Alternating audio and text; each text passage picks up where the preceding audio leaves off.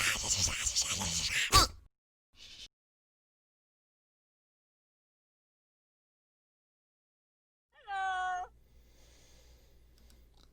evening, ladies and gentlemen, and welcome to another nerdy episode of another nerdy talk show where we talk nerd. Well, Halloween's over.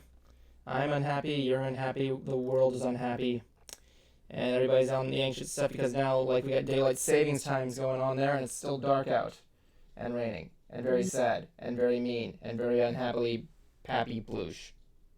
Pappy bloosh, is that a word? The Bloosh Brothers. Okay, so that's the thing, the Bloosh brothers. The Bloosh. Dom Bloosh. There we go, title. Dom Bloosh. The Bloosh Brothers. The Belushi. Both of them are Belushi. Alright. So I'm here with Bright Idea and Jables. Let me turn my camera. Yeah, you better turn on your camera because I need to see your beautiful face.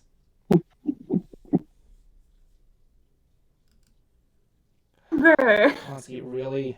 Huh? We had a meeting about Yes, this. really. We had a meeting about this. We gave you a memo. Wait, that was the memo? I thought that was toilet paper. How could you think it was toilet paper if it was stuff written on it? That doesn't mean... Oh, boy. Oh my god. It's special. It was special toilet paper. I swear to god, I cannot really go. It'd be weird if you had toilet paper that said stuff on it. So, one of those, those page-a-day calendars that you tear off every day? What if you had that on toilet paper? I think that actually exists. What would be the point? Someone uses one-ply toilet. It's a weird idea, though. Someone uses one-ply toilet paper just to get something there. I mean, who wipes their ass with one-ply? Why are we talking about this?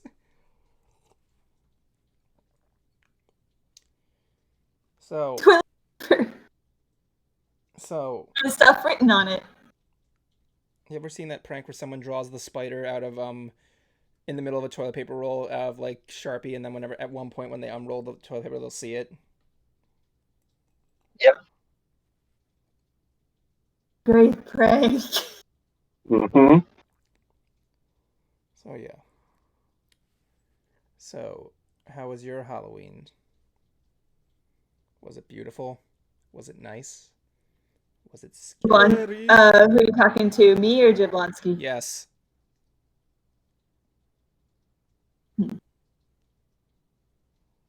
With friends, everybody tested negative for COVID, so we were all safe. We stayed up really late, watching movies, night swimming, listening to music, and cuddling in an inflatable pool full of stuffed animals and pillows. It was fun. Why did you put stuffed animals in the pool? Nice. No, it's an inflatable pool. It's in the living room, and so it's just it doesn't have water in it. It's just pillows and stuffed animals. It's a tradition, apparently. That was my first time at the party. Your ritual is to dive in a kiddie pool filled to the top with stuffed animals? And pillows and fuzzy blankets, and just everybody get in. Oh my god. Is this a... That is the most wholesome and little thing I had ever heard of. Is that some sort of... It is. It was really wholesome. Is that some sort of Jewish Halloween tradition or something like that? Oh, no. This was something my friend invited me to a year ago, but I didn't know him and his friends as well. And then months ago, I had gotten to know them. I did game nights and stuff. He's okay, you ready to do this party with us this year? It's yeah, I'll do it. So then that was it. And watching Coco is so much fun because it's just mind blowing. The animation. Yeah, Coco with 0% Olaf. That's all I want. No, but they replaced Olaf with a dog. Yeah, that is actually funny. No, yeah. Did you remember that incident when Coco came out about the incident with the Olaf short? Oh yeah. I don't think I actually saw the Olaf short. Essentially in theaters, for those of you who don't know, essentially when Coco came out, they did an opening short called Olaf's Frozen Christmas or something, and the short was so long that people were wondering, did I go into the right theater? What the frick? And so yeah, everybody got mad that this was so long and took up half their time to a point where they had to start pulling the short away from theaters. It was crazy. I haven't seen the short. I can't tell whether It's like short, 6 to 7 minutes. So was it significantly longer than It that? was 30 minutes long. Oh God, What? that is nuts. So yeah, that's why I call Coco with that, like modern releases of Coco. You can either see the Olaf version or the non-Olaf version. The Olaf or the Nolof version. Take the no off. Thank you very much. Oh my god, no laughing at that. And Joke. then just like waking up. So Jablonski, what did you do for Halloween? Like crashing at 3. Yeah, what did you do? And absolutely nothing because I was on antibiotics and I was still kind of out of it. Early? Huh? Did you do anything earlier in the month rather than the day? Nope. Other than schoolwork. You don't do that for Halloween though. No, I don't, but I had to. Yeah. So Work on a Saturday, my god. All I did was just go to an escape room with Cruiser. And welcome to college life, kids. I know I've been to it. Me and Cruiser did. We went to an escape room. I know. Yeah, I got that delay. Right now, me and Cruiser went to an escape room. We went to this Titanic museum. That's in International Drive. Titanic Museum? Yeah, That is so I wanted to cool. always go to that one. Huh? I always wanted to go to that. It's okay. It's pretty good. It's not a little corny. I just want to say up front though, the social distancing there is fucking dreadful. I'm gonna say that. Clustered. Yeah, it's really clustered. Like you go around with this girl who's pretending to be like a person that was on the Titanic. It's like I remember when I was in that ship, and she's like 20 something. She was a good actress. Don't get me wrong. But like, yeah, we were trying to she was giving us the tour and everybody was like bottled up. They had hand sanitizer, but I said I know exactly who I'm going to blame if I leave this place. I'm going to kick your Cruiser. I'm going to kick your ass, and then I'm going to go sue Titanic's museum. They gave us these like little tickets that were a tickets with a name on it that was an actual survivor or I'm sorry, passenger on the boat, and at the end you saw this list of people who lived or died, and you got to see if you bid it or not. Oh wow. Yep. Let me guess, you and Cruiser died? No, Cruiser lived. I bid it. Oh. Well, dude, that's what lube is for. It doesn't make any sense. It doesn't make any sense. Name on it that was an actual survivor. Bid it. I bit the dust. Bites the dust, man. It's still. Bites the dust. Anyway, like the thing is that like it was okay. It was good. The gift shop at the end was a little jarring, but yeah. Like I like that because they sold replicants of the necklace from the movie.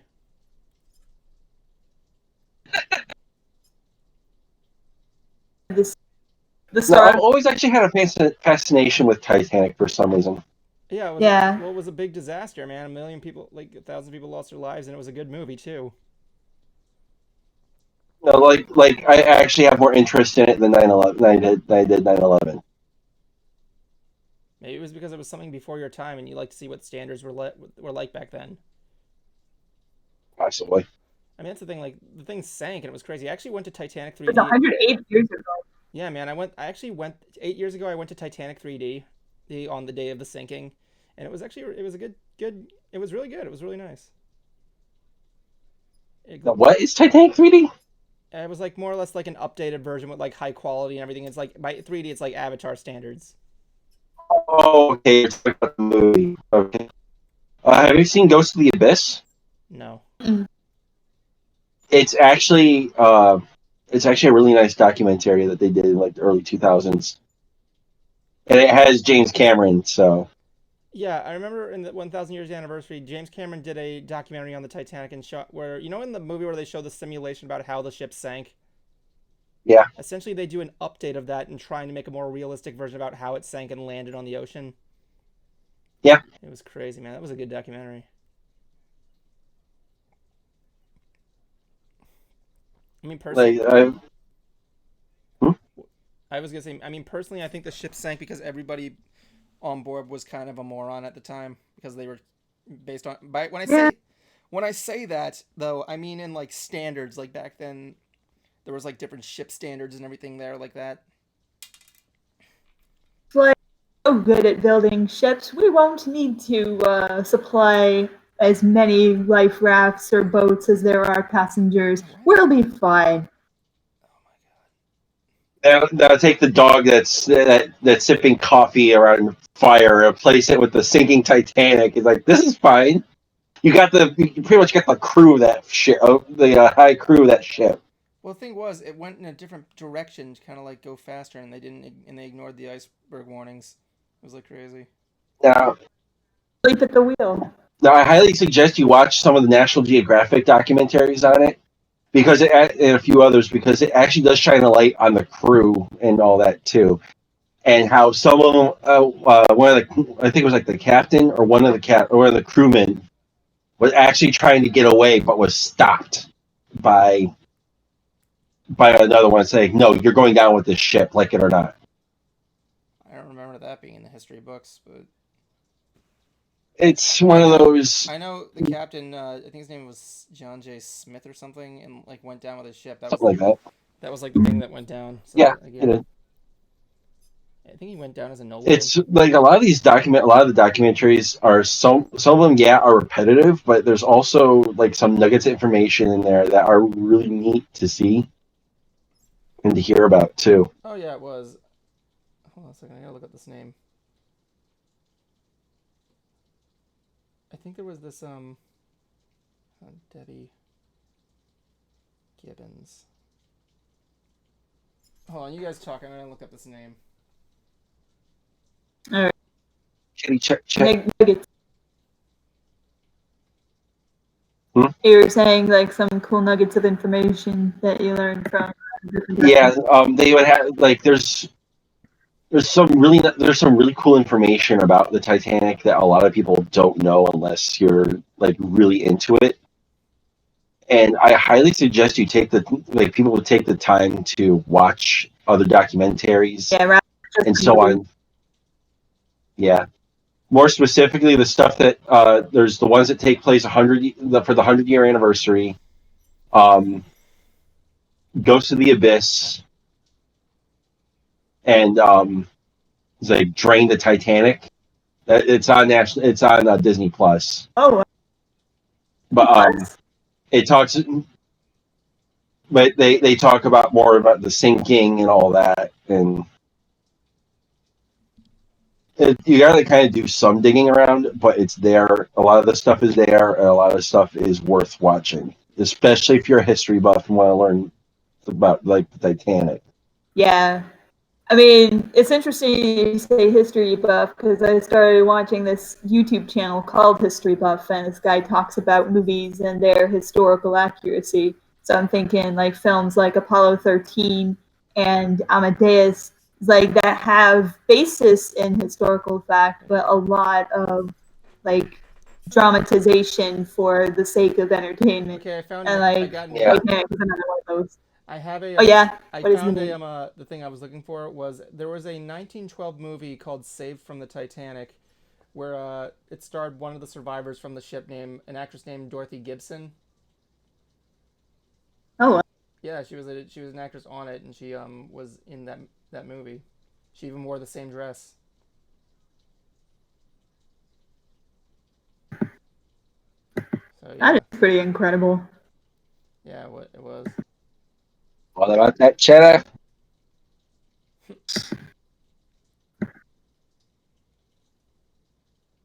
So yeah, that happened. So yeah, we did that. We went around. We got some ramen at Super Saiyan's. Went to Old Town. Looked around there. Still do that someday.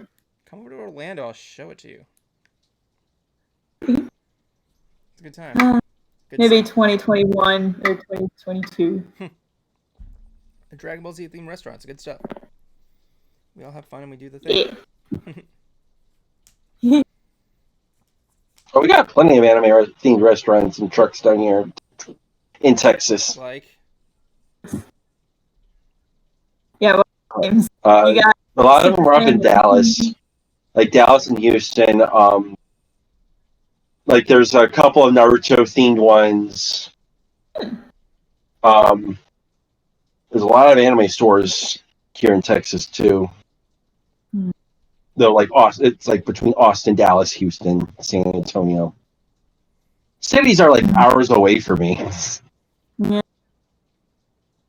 When I lived in Largo, there is a geek restaurant called Waypoint 6. And I heard that closed down. It did shut down due to COVID, which sucks. It's unfortunate. They had, like, rather than, like, it's a sports bar, but, like, instead of any sports on the TV screens, they just had, like, Simpsons and Game of Thrones and, like, Star Trek and, like, different nerdy stuff playing. It was awesome. Yeah, I wanted to go to there before I moved out, but I couldn't. Let's see, there was also... I think there's actually some other places in there that have popped up too. I can't remember off the top of my head. Though those are more like Tampa. So I know there's like at least one anime cafe up there. I just can't remember the name of it right off the top of my head.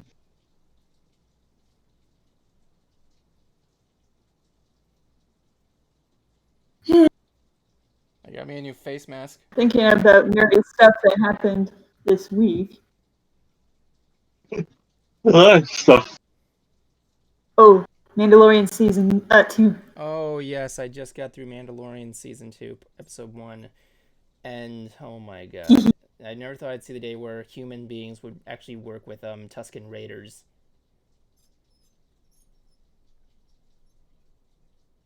And the payoff was brilliant. Yeah, it was really good. Sorry, half of your dialogue was just cut off. I think your microphone's a little jank. But yeah, the whole thing with the with that is essentially, I suppose I can kind of give away the plot. Mando is literally trying to find more Mandalorians to help him guide the way towards where to get to deliver the child. And yes, before I say anything, I don't refer to the child as Baby Yoda. If I do, it's by accident, because his name isn't Yoda. He's not Yoda. Even though I'm pretty sure he's a clone of Yoda. Baby Yoda. Baby Yoda. Baby Yoda. One more, Jablonski, you get one more chance. Anyway, basically, they go to this pit fighting arena, and he gets ambushed to get this, like, portly guy. I think he's played by John Leguizamo. And, frickin'... Sorry, Brad, I couldn't catch that. Such a surprise that was John Leguizamo. Yeah, it was weird, wasn't it? So he gets he interrogates him, and he says, "Yeah, there's someone on Tatooine." Yeah, it really sums everything up there. And so he goes there. He goes to and meets up with an old character that he met from the first part. And then goes in the middle of the Dune Sea with the child and tries to find this other Mandalorian there. Gee, I wonder who it is. Anyway, so he goes to a pub, and then the other Mandalorian comes in, except it's not. It's a guy in Mandalorian armor. Yeah. Gee, I wonder whose armor it could possibly would have belonged to. So they make a deal: destroy this giant sandworm, and we'll frickin' give you back the armor. So they recruit help from the Tusken Raiders to take out this sandworm, but they can't do it alone because apparently they tried doing the thing from it's kind of like, you ever seen that sketch from Monty Python's Quest for the Holy Grail with the rabbit, where they're outside the cave?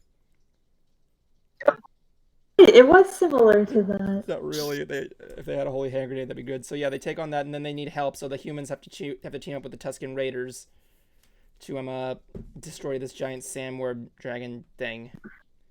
And yeah, it's all over the place. So they end up doing it, and he gets the armor, and there's someone watching them, as usual, who has a Tusken Raiders beat staff and some other gun.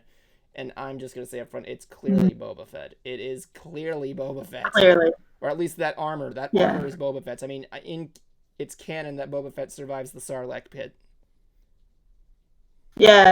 It's interesting because, like, after the episode, I saw a video all about all the hidden Easter eggs and references to past Star Wars films, and so there are clues like that Boba Fett was in the first season is like, well, he has the spurs. Well, that's debatable because the guy had the spurs, but it might have been Boba Fett or it might have been him. So it's debatable. It's debatable. And Boba it's Boba Boba really Fett. Boba Boba Boba Boba Fett. I mean, Boba Fett is confirmed And to be like in the this whole thing season. with Tusken Raiders riding single file was something that Yeah, then that's what I saw. Obi-Wan Kenobi said in the very first film. Some people will back grade numbers. Oh They yeah. move in straight lines, so they hide their numbers. Yeah, I actually pointed that out to my dad. He's like, yeah. Continuity.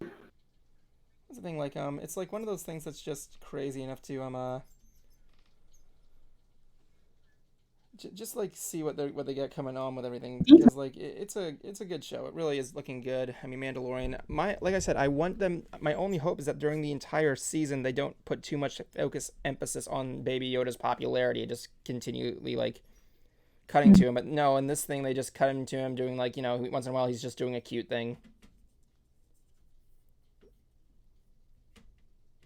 Scenes being distracting, which sounds mutually exclusive, but it works.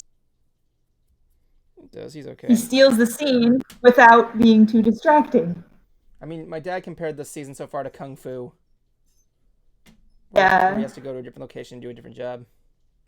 It's good. I mean, Jablonski hasn't seen it yet, so I can't really give too much. Quite anytime soon. God. I told my dad you don't have Disney Plus, and he's like, "You serious, Jablonski? Really?" I used to have it, but then I didn't use it that much. And I'm like, yeah, what's the point? Budgeting. Depends on what you're looking at. I watch HBO Max, so I just haven't had the time to really watch anything. Yeah. Welcome to my world. It's like it's either that or I play games, and I have been too tired to play games for the past couple weeks, outside of like Animal Crossing and Pokemon. Let me see. Agreed. Draken Crois Media says agreed. The focus should be focused on Mando, and I hope they don't take time away from him for Baby Yoda. I just want them to even it out, honestly. Says the chat room. Second of all, his name isn't Yoda. God damn it. Baby Yoda, baby Yoda. I mean, I already told you my theory is that he's a clone. So yeah.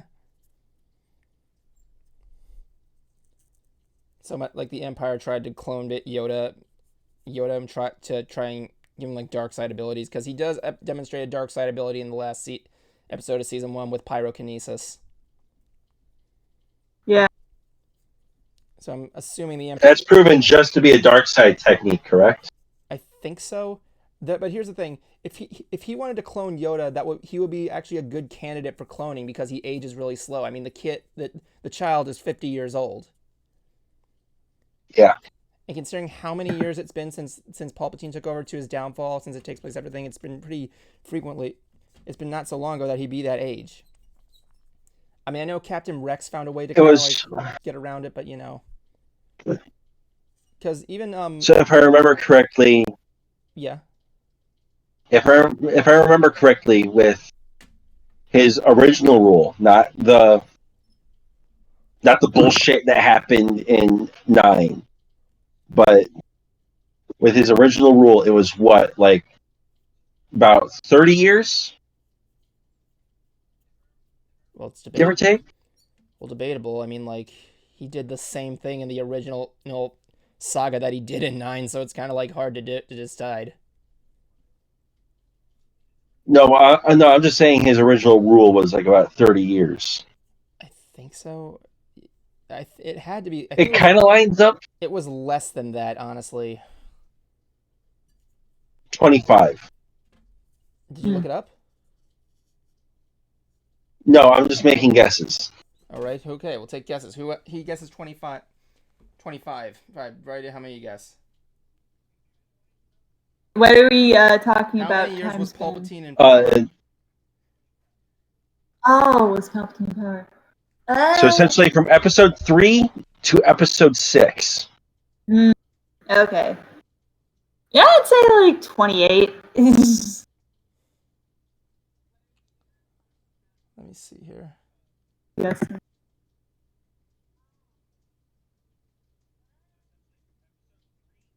I'm not getting a good answer for this actually. Oh my god. How long was Palpatine the Emperor? Teen Emperor. Sidious established his reign lasting from 19 BBY until his demise in 4 BBY, so he was in there for about 15 years. Oh, okay. I don't know about. I mean, I can't really say whether or not in the sequel trilogy he is in power. He's more like a phantom kind of presence, but like, I can't really. Yeah, I know he is more of a phantom presence. That I know Say what he you will is. about the final movie, but let's just face it. Emperor Palpatine was actually kind of creepy in that one, honestly. Of course, you disagree with me. He was kind of creepy. Like, you can't deny it. Palpatine, whatever he's But in. it was like, I mean, it was because of that clone decay. Yeah, that was the thing. Transfer essence is a bitch. That's why he wants to create. He probably cloned Yoda so that way he can like get like Actually, no. Luke and Leia were like teenagers when the original trilogy came out. Not the actors, the actual characters. They were like teenage, I believe. Yeah, I think they were. I think Luke was like 18 like at the time. 18 or Yeah, Luke was like something. 18 at the Yeah. time. I don't know, Star It Wars. makes me think in the Mandalorian where they have the part where the people on Tatooine are celebrating the destruction of the Death Star, and then you got the people raiding and like shooting a bunch of people. That's the thing. Like No the empire, little no rule. screen they're watching on, That's they it. have the little screen that they have like in the different alien language. It's like word for word one of the titled crawls that's in the beginning of like the fifth movie. I think I missed that actually. Like it's not in English; it's in a different language. It's like it like somebody translated it. He said that's right. Okay, then 15 to 20 years, then the empire had been in power. Yeah, basically, yeah. I mean, the First Order thing. He's like I said, it's kind of hard to define whether or not he was in power there. He was more like a phantom, like more of a phantom power. The First Order. Did the First Order have power over everybody? Were they like kind of the new galactic empire, like its leftovers or something like that? Question. What? First Order, they were basically whatever was left of the Empire or something like that, or like were they a new thing altogether? I can't really remember. Essentially, it's They were the backup. that's what I've heard was the case. Not, I would say not backup, but they were more like the like you said, they were like the scraps left over from the previous Yeah, empire. yeah. And let's just face it, they were kind of better than the Empire, honestly. I mean, hell, they turned an entire planet into a base that was bigger than the Death Star and like several times flat. I mean, how long did it take to build the Death Star? It's time to play that game. How long did A while. take a guess? Take a number. How long did it take to build the Death Star? Yeah. I want to years. say like 2 years, Really? 3 years Is tops. that your final answer? Yes. Okay, bright idea. Sure. Oh, fucking hell. Bright idea. How long did it take to build the Death Star? I'll be right back. Bright, I can't hear you. 45. When Jabon comes back, I'll let you know.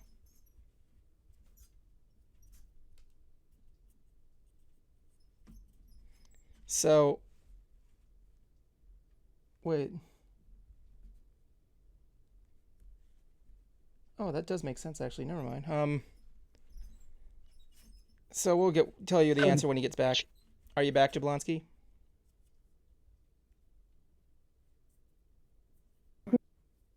Hello? Apparently not. Huh. I feel kind of bad. Well, I mean, that's the thing with the new thing, and now the sequel. Is he back? Blonsky. What's up? Yes. Okay, so here's your answer. So you guess 3, she guess 50 years. Or was it 40? What was that? 45. All right. Welp, if none of you saw Rogue One, you would guess that neither of those are correct. It was 20 years.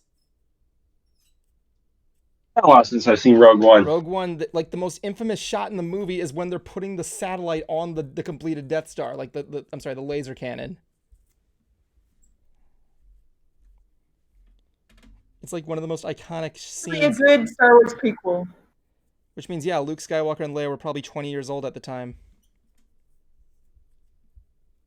So Emperor Palpatine was in power for like 20 years.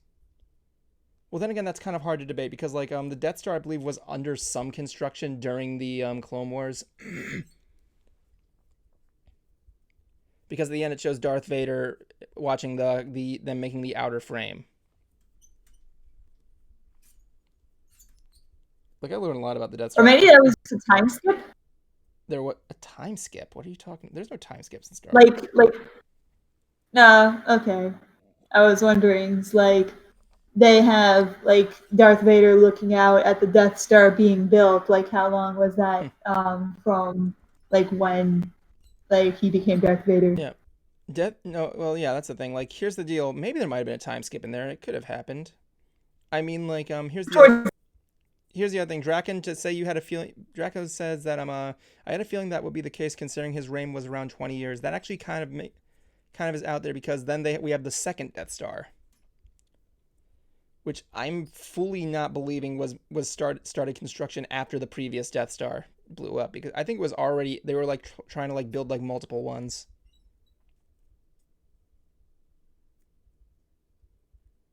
Guys, I'm here.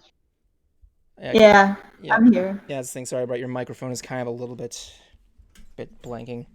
I gotta do something about this mic. Maybe get a new one. Anyway, here's the other thing, though. I mean, that was essentially what the Star Destroyers were in Episode 9. They were basically mobile Death Stars, which is, I guess, what he was trying to accomplish to begin with. They just took a while. Maybe there was like too much money to do it or something like that. I mean, I saw lore. You should have seen what the response everybody had after Alderaan blew up.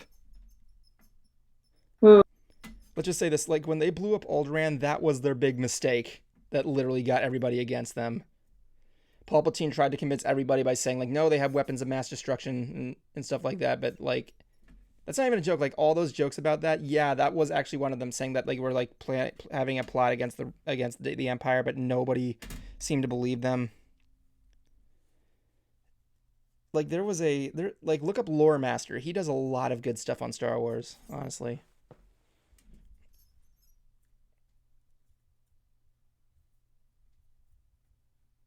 Yeah.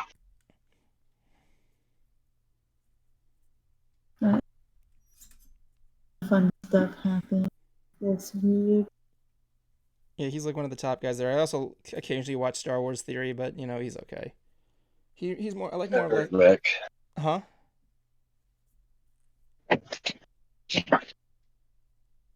Blonsky, what?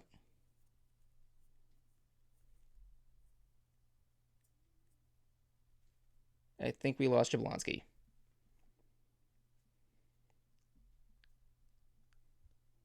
Anyway.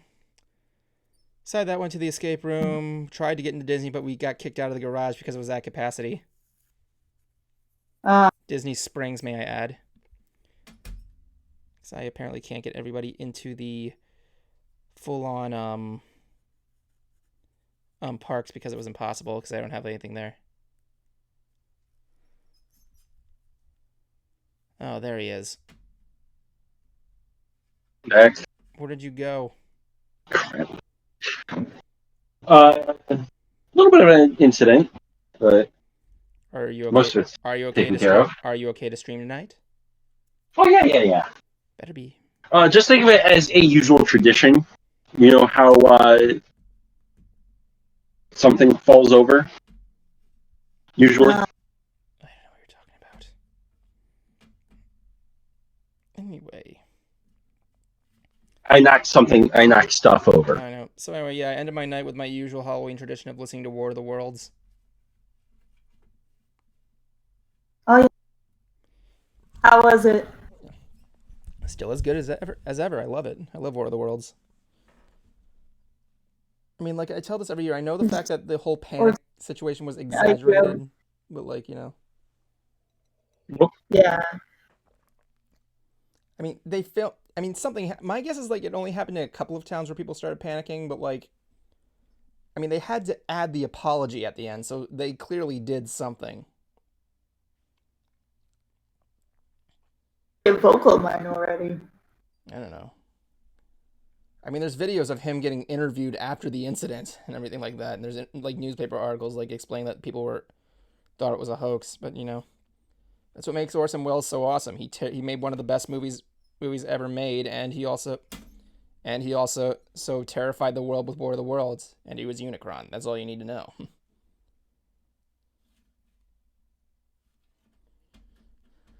Drakon says, I usually watch the Hobbit. Yes, Unicron. Yeah, from what I heard, he hated that role. He really did not want to do that role. He didn't. Well, he probably only did it because it was part of a contract, especially after that fish stick pea commercial and the cheap wine commercial. Yeah, we were talking. Thank you for anyone that gets that reference.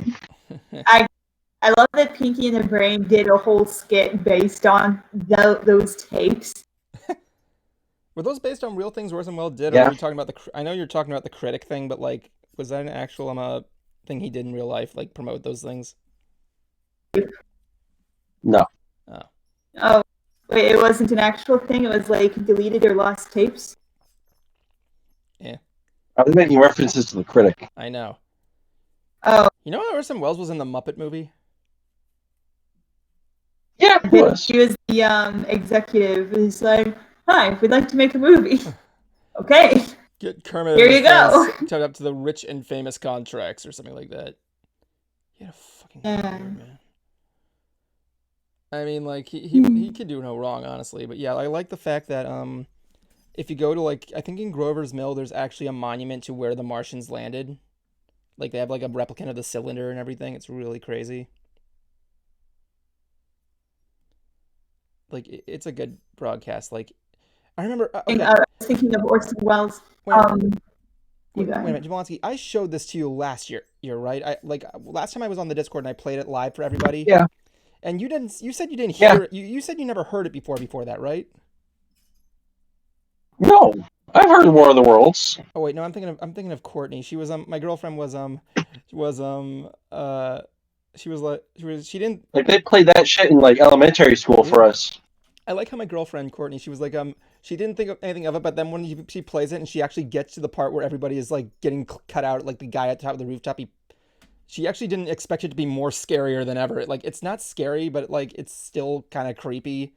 My favorite one being like the scene where the guys on the building, there's like very bad interference. He's like describing everything that's going on, and the last thing you hear is him coughing and then just collapsing on the roof. I like played like here's you're listening in suspense. Like, it was crazy. Like, War of the Worlds was great. But hell, I mean, I saw the Tom Cruise movie and it was okay. Yeah, it felt more like it was in response to 9/11. What? What do you mean? Like, it was made after 2001, wasn't it? Yeah, it was like 2003, I believe. Okay, so like they were kind of theming it as like a terrorist attack. Well, yeah, I mean, the original one was just that. It was just people running and screaming from aliens. But yeah, the Tom Cruise one, I was actually nervous to see it as a kid until I saw it later as an adult. It was like, it's okay. It kind of has some stuff that's right from it. And like, I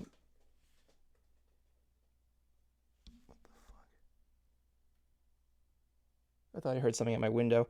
Anyway, like, the thing with that is that it's just like one of those things that's just like you listen to it every year and it's really good. I mean, the second half's boring but interesting. Like, I was playing Animal Crossing when I was listening to it. Sup, Cruiser? Happy What? What? Happy November. Happy November. Can you hear me? Yes, I can hear you. Yes, we hear you. Yeah, we can hear you, but like you cut out at the first time. Alrighty then. I was just telling about me doing my usual So, tradition of listening to War of the Worlds, and I told them everything we did. can you please get rid of the Snippy McSnippins? No, What? The joke. no, That's run its course. not dude. unless you give me enough. All right, but What? only on one condition. Jablonski, give Concert Cruiser a new name.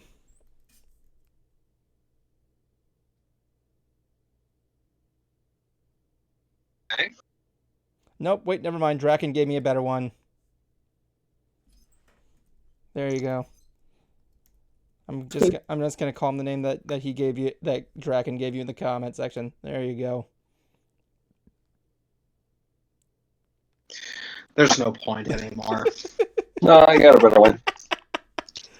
Oh my god. Here's the thing. The thing with the Z, I like the Z. Just the big pain in the ass about is the spell check. Are you like it that same way with Hoofrock? What do you mean? Like when you're writing the scripts for Hoofrock, and it always corrects Cruiser to without the Z. No, I think Yeah. Google Docs finally gave up. Well, you can add it to your dictionary. That's the thing.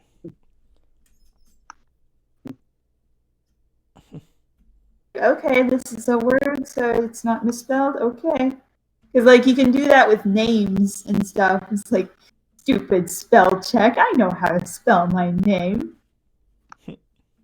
Actually, I think it's a bit by Jim Gaffigan. It's like spell check is so funny because like you have your name and you have like it misspelled. It's like I know how to spell my name. Stupid spell check. And then like you have trouble like spelling Wednesday. You forgot the D, and spell check puts it in for you. It's like It's like, oh yeah, that is how you spell it. Like when I was in preschool, I used to spell my name EVN. oh, I was learning how my name. Cute. And I didn't think A's, and I didn't believe in the letter A when I was a kid. So give me a break. I mean, how many times people misspelled my name? Just ANET. Yeah, man, that's the thing there. I mean, like, I could go through every single one of these and delete the A in all the names here. Call you Bright ID. How about just write id? Bright id? Id's a word. Like no vowels. I need to know. Okay. What was the word? What is the definition of id? I It's want to just know. like bright eyed. No, id's a word. Yeah, it's a word. It's like the part of the brain that's like the instant gratification aspect. Is it? It's like I want Every time you every time you hear a pun, Yeah, that's the thing. you get this feeling of instant gratification. Yeah, I learned that from The Simpsons' third episode. So Bart the Genius, where they're playing Scrabble, Yeah. and then Lisa puts down id, and Homer's like, "Hey, no abbreviations." And they're like, "Id, it's a word. Yeah. Check the diction." And then Bart returns like, "Yeah, as in this game is stupid." Thank you very much. And they say check the dictionary, and they're using it as like a table weight. It's actually a fun trick to pull on people. Tell them that the word gullible has been removed from the dictionary. Ah, Yeah, I heard about that. God, there's like a new dictionary that comes out every year, right? Last name. I mean, I know the online dictionary has new no, stuff. what you do is that you get a little mirror, put it where idiot is, and go, hey, can you look up the word idiot for me in that dictionary over there? Like, there's a new dictionary that comes out like every year, right? Okay. Is there? They add new words every year. My God, I wonder what the that should be a thing. New words of 2020. Let me look that up. Yeah, do that. They already announced them. New words of 2020. Have fun. Let's see. Oh my God, there's like an article. 5 new words you shouldn't miss in 2020. Freegan. permaculture, climate emergency, hothouse, and hellacious. Delicious.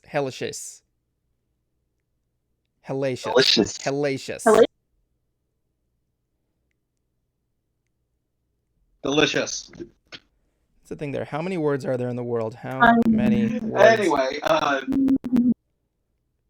In the English language. Anyway, what? Evan and I actually went to the Titanic Artifact Museum over the weekend. Yeah. And before anybody else, no, we did not reenact that scene with Jack and Rose. But the door, but the door, because I know you two reenacted on the front, in the bow of the ship, where Evan was the one in front. And I gotta say, it was actually a really good museum. They had like all these things that they salvaged from the wreckage of the ship. They had these huge set pieces of the interior and the exterior that were fascinating to look at. And when you go in, or when you first go in and you take the tour, they give you a White Star Line boarding pass. Yeah. And it's given a name and a little piece of information about the person who you basically are portraying throughout this tour. And at the very end, you find out whether or not your guy lived or not. Yeah. And surprisingly, mine did. Yeah, I know. Evan's, not so much. I know. I explained it to them. Yeah, It's God damn it, dude! Like, really? You gotta give me the heads up, man. You never gave me the heads up. No, if you're gonna do that, do it before the stream. I literally just said you gotta give me the heads up.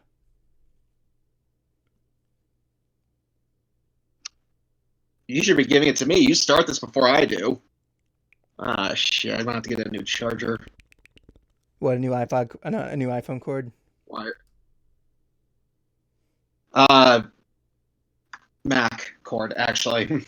Oh, like a new charging cord? The wires are starting to expose. Oh yeah, I hate that. Like I remember one time, like it was exposing. I could see one of the wires like turning orange because it was illuminating. I'm like, yep, I gotta get a new thing, and I went to the store and got one for like $50. I don't know. And I did actually get a postcard of a boarding pass and the recipient of this, I'm just gonna write in the back, wish you were here. Give you a minute to think on that. Just give you a minute to think on that one. Give you a minute. Oh my god, boy. What are you complaining about now, dude? I'm checking the never mind. I'm fine. I'm just a little light. I'm just a little like down-headed tonight. I didn't really have a good day today. What happened? A full work day at the computer? No, I didn't. No, it was more like I didn't. Full computer work day? No, it wasn't. No, it was more like I didn't get anything done on the computer today. It was crazy. Like I recorded audio with my dad for a What happened? I recorded audio with my dad for a video, and that was pretty much it. And I didn't do jack shit after that. I was too like, I had like a lot going on. I was like, what do I do now? What do I do? I want to do something. Oh, I don't. Actually, Cruiser, I wanted to show you this. Oh god, he's gonna show something to Cruiser. What does he want to show? Here with it. Cruiser, show something. Really? Yeah, I can. I want you to show it to him. I don't know what it is. Blackboard Greymon! I just built him today. Wow, really? Also That didn't take long. Nah, it took a few hours. Still, I mean, I would have figured it would have taken, at least a few days. No, these things, years. especially with how long I've been building models, they really don't take as long as people say, unless it's like a master grade or a perfect grade one. They don't make for them. And well, speaking of anime, Evan, did you tell about the anime shop we stopped in at? Oh yeah, like but just briefly though, we went to an anime shop that was in Old Town, where everybody was there for Halloween, doing Halloween thing, breaking Halloween rules. going to Fun Spot Action Park where it's what did you say it was? Instead of it's huge, it's freaking. What? Remember when? Okay, we were driving by this like area like amusement park. It's called Fun Spot Action Park, and they claim in the commercials like it's huge, and you go there and it's like really not huge. It's really small, and you were like, you were like it. No, it should be this. It's serviceable. It's like Oh my god. So yeah, we went there and went to an anime shop. And it's just Fun Spot. It's not action. It's not Fun Spot Action Park. That's a different place. No, dude. that is the full name. No, it's not. I'll look it up for you. It's just Fun Spot. Well, let me take a look. I know it's called. Oh, I think I just accidentally called. But sorry, Bright. I didn't mean to call you. I accidentally just called Bright on I was Messenger. like, oh, fuck, somebody's calling me. Maybe I wanted to call you to say hi. Let me see. Fun Spot. Fucked. That's weird because they always, when they advertise it says it always says they always advertise on TV like Fun Spot Action Park. It says I've never seen that. because you don't live in Orlando, you motherfucking. Unless there are commercials in Port St. Lucie and I just don't know it. It says Fun Spot America. I don't know, like maybe they changed it, but I always remember the commercial, the first thing saying Fun Spot Action Park, more rides, more fun, more tracks. So yeah, you go. There's this one in. Fun Spot, so he has an actual theme park. There's like Fun this. Spot. There's like this one. There's one in Orlando on International Drive that's really populated because it's on International Drive, and then there's one in the back of Kissimmee in Old Town, and it looks like a disgusting mess. Pick your poison. Yeah, it's like the one in Orlando looks a lot more fun. The other one's like, I don't think I'm going on that roller coaster. But like There's actually another Fun Spot that is not related to the one down here, but it's like somewhere up north. I can't remember where exactly. Oh my god. I was gonna say Fun Spot in your pants, what? Anyway, the thing that I was gonna say was that like And people say I make all the sex jokes. Yeah, I know, right? Yeah, I try to get one in once in a while, man. Come on. Anyway, yeah, they have like a roller coaster. I'll give Fun Spot this. They were one of the first amusement park rides to integrate virtual reality in a roller coaster. They were. Yeah. But the thing is that is like, yeah, we go there and it's like crazy. So yeah, we went to an anime shop there, right? And it was a good anime shop. It was good. Had a lot of fun. We watched nothing. I don't know why I said that. Went in there, we looked around, had some cool stuff, and I got me a face mask that said what was it? Eat, sleep, animate, repeat. Eat, sleep, animate, repeat. Even though technically it should be. And then you realize the mask was not to your liking. Well, it wasn't so much to my liking. It was like, is this thing really going to protect me? It doesn't have like a second layered sheet on it. And second of all, that's actually kind of grammatically incorrect when I think about it now. It should technically be eat, anime, sleep, repeat, because I would usually go because anime usually comes before sleep. You know what I'm saying? I would also say too that is actually incorrect because there is no sleep with anime. Then why is it sleep, only anime. Why is it even on the mask in general then? Because that mask is for losers and for those that have no commitment to the art. I mean, didn't you ever hear the song from the movie Holes? See, all I do is dig holes, eat, and sleep. That's digging holes. That's not watching anime. That doesn't. I don't know. No, anime is more like. I heard another say about anime. Anime in the streets, hentai in the sheets.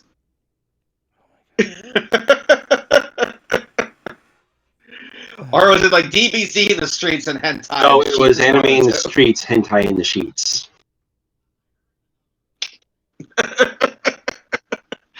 And of course they had have anything to do with it. And of course they had some. I'm just going to call it A-pop because I don't know where these what part of Asia these boy bands are from. They're either China, They're usually Japan, Korean. or Korea. Pick your letter is what I'm saying.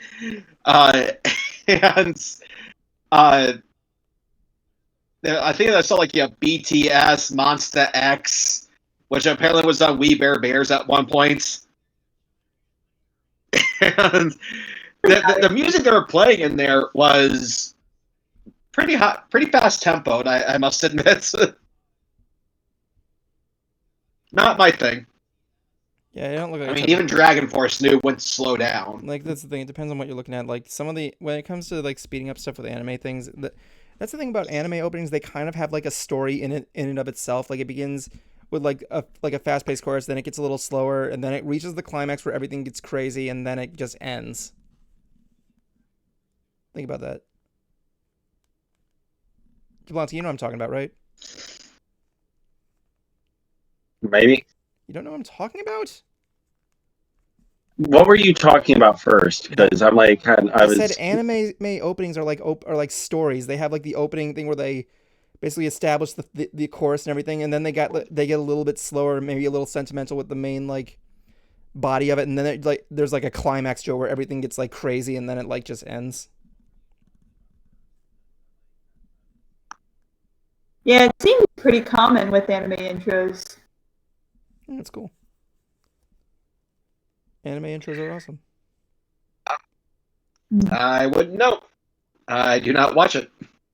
Mhm.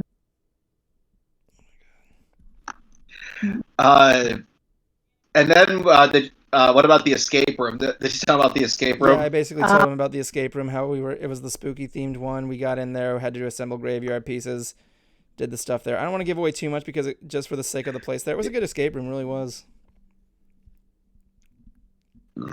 Yeah, but Brian Rosander fell on his face. When did he fall on his face?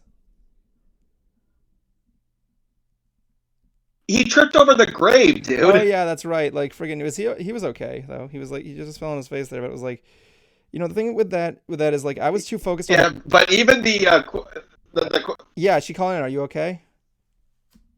Even the game master actually chimed in on the intercom. Was like, "You all right?" Well, yeah. She was checking to see if he was all right. Big deal. She doesn't want to get the lawsuit. It was just an accident. Oh, would you stop ruining the fun, dude? My God. What is the fun of someone falling on their face and injuring themselves? The point is that it's breaking the illusion. Yeah. I don't know. That was a very small room. You can't deny that. Would you say it was a pretty small room, or was there? I'd say so. First of all, wasn't the original puzzle meant for like 5 people, but they just added a 6th one? Jablonski? I mean... I don't know. Yeah, he wasn't there, dude. How would he know? No, I meant to say you. Sorry, I get my Justins mixed up. Talk, Timberlake, talk. That's what someone claimed, but I'm not quite sure if they said so. If they said differently when we got there. I don't know. That was a cool animatronic in there. Spoopy bones. I like when I said I wish he would stop talking, though, because I wanted to hear what he had to say. We had to stop talking when what he had to say. He was just doing his thing. I like this one point where he congratulated us and I said thank you, and then he replied, "You're welcome." I'm like, I'm like, you had to, like, someone had to have planned that. Yeah, that was cute. And yet we didn't get our box of rice-a-roni. So if that's the San Francisco treat, then what's the Orlando treat? Wait, what? You really want to know that? Yes.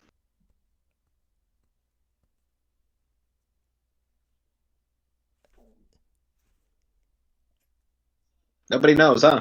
I don't even know what you're talking about. Bright, what is he talking about? I'm not talking about anything. I'm making a statement. If rice-a-roni is the San Francisco treat and we're in Orlando, then what's the Orlando treat? Rice-a-gatty.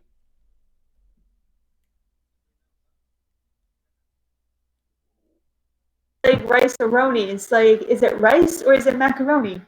Rice-a-getti. Yes. Forget it. Is there supposed to be a point to this? I'm not. Are you Yeah, they're gonna find more. Who are you actually answering? Yeah, I don't even know what Asking a question. I don't even know what the question is about. Like, rice-a-roni is a Californian treat. What is that about?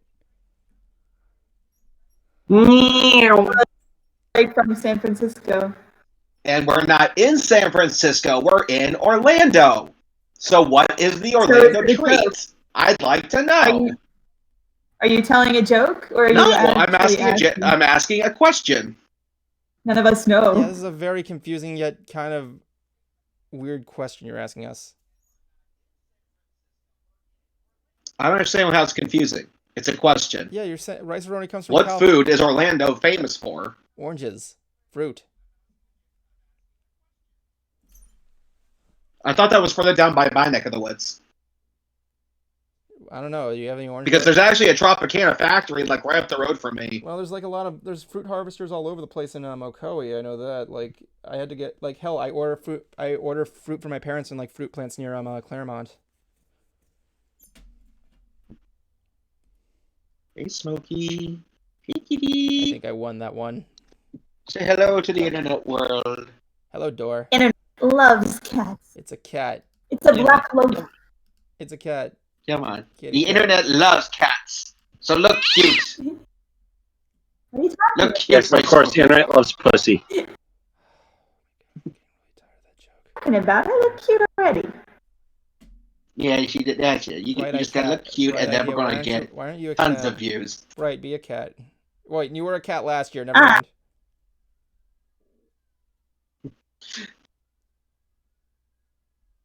Like with my blue horn and blue ears, and had my bright idea mask that my friend Trailblazer made. That was so cool. Yeah, that was the thing. Like last year, I remember you were in that little cheetah costume. Yeah, That was cute. I'm just gonna say up front. that was fun. I forgot what pun you put online, but it was really cute. So Yeah. Justin. If I search, So I guess Cruiser turned into his cat. That's beautiful. Animorphs. You will answer to the cat. Okay, cat. What do you want? Loaf. To take over the world. Loaf. Cruiser. Loaf. Jablonski, what are you doing? You just said hello. The brain has nothing on me. I don't think Jace cares. Neither of our cats care. Of the cats care. Peace. What? Hey, baby boy. No. He's like, no, don't do that. No, he'll tell me when he doesn't want it. He'll attack me. Meh. Though he'll attack me for no reason too. So This has turned into the cat stream. Oh my god, no. Put your cameras back on yourselves immediately. You why you cannot don't like make me. you don't like us showing off our pussies? Oh my god. No, I don't like that because that's the only joke you guys do whenever it involves cats.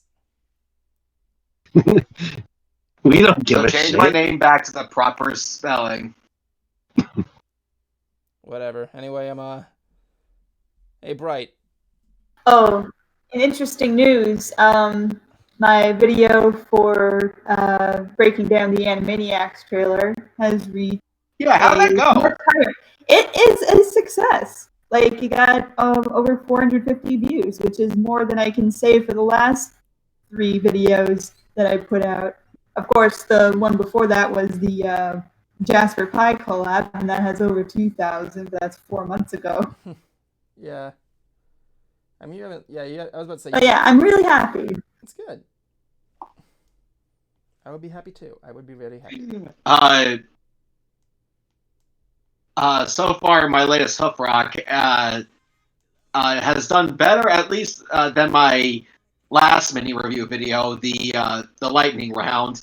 I mean, that took months to just crack 100 hits, and I just think that's because, for one, it was kind of a advertisement video for me going to BabsCon, but also I just don't think it really said what it was. It just said lightning round, and people are like, well, what does that mean? So by turning this into a top 10, I think people got a better gist of it, and it was able to break at least what the lightning round video did within a matter of days, rather than a matter of months. I think the problem kind of with the views on Hoof Rock. Okay, there goes the kitty. I think the problem with Hoof Rock is kind of my fault, honestly.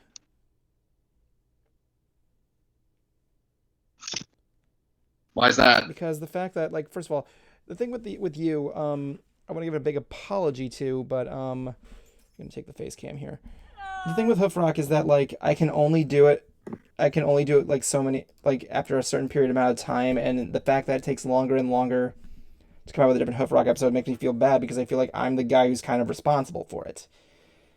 Because, you know, it's just like one of those. I could have had over 1,000 subs if it wasn't for you.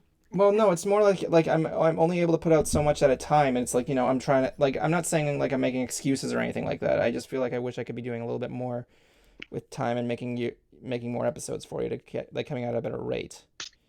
And I try to make time. I try to make as much time as possible. Well, for starters, I at least want to get you paid off before I start the next one. I mean, I'm already planning it with Looney Turtle, my next collab partner. We're going to be looking at Stop the Bats. And we've already got it planned, but we do have to go more into script writing. We're doing a bit more research on the song and its structure. But before we actually go into recording and production, I want to make sure that you're paid off before we start. Because to pull a line from Mr. Dink, my video was very expensive. Okay, let's not talk about my expenses online, please. Draken says, don't try to force yourself, and if you're not gaining any momentum in your work, take on a short. No, I can't take a short break. If I don't work, I don't get better. I gotta break limits. And did this had nothing to do with your expenses? This was everything that I want to put into the video. Yeah, it had nothing to do with you. I know, but, like, no, it was the fact that. So don't look. It's not. Still, it's not just that episode in general, man. It's the fact that I've been holding off more on Hoof Rock. I mean, sometimes I've always thinking, like, maybe I should try and teach Cruiser how to do Hoof Rock, so that way it kind of makes it easier for him or something like that. I'm too lazy for that. Welcome to the world of editing, motherfucker. Or maybe hire 2 editors, so you can, like. Only if he's still British. Oh my God, Bright! We were joking about that over the weekend. Yeah, I'm gonna get to that too. Like, friggin', like, I don't know. Bright Idea could probably do it. I mean, she's literally, her editing skill level is almost the equivalent of me. Me and her have been learning a new Adobe program recently, if she is into it. But, like, yeah. Oh yeah. Have you been learning more? Or... I mean, I really enjoy. I've been seeing a little bit of those character animate videos that OK Samurai. Those are so interesting. Because I remember me and Bettina, my sister, we were checking it out, and we had a computer that didn't run Creative Cloud like as well or as fast as it needs, but like just the capabilities of such a program, it's really impressive. I don't think it needed that much RAM. I mean, like 4 gigabytes. Carrick. We were using on is like 5 years old or something. Oh my God! I mean, like, I gotta get me a new computer. It's sad. So yeah, it's sad because I was like gonna save up money for my dream camera, but I thought, yeah, I need a new computer. I can't get the Sony. I'm trying to get myself a Canon Canon XA11. My parents, like, my mom and sister were like saying, "Hey, what do you want for Christmas this year?" I'm like, I don't have an idea. But, like, you know, it's like, because, like, you know, everything I want they can't afford, and I don't want to, like, push something of that magnitude on them.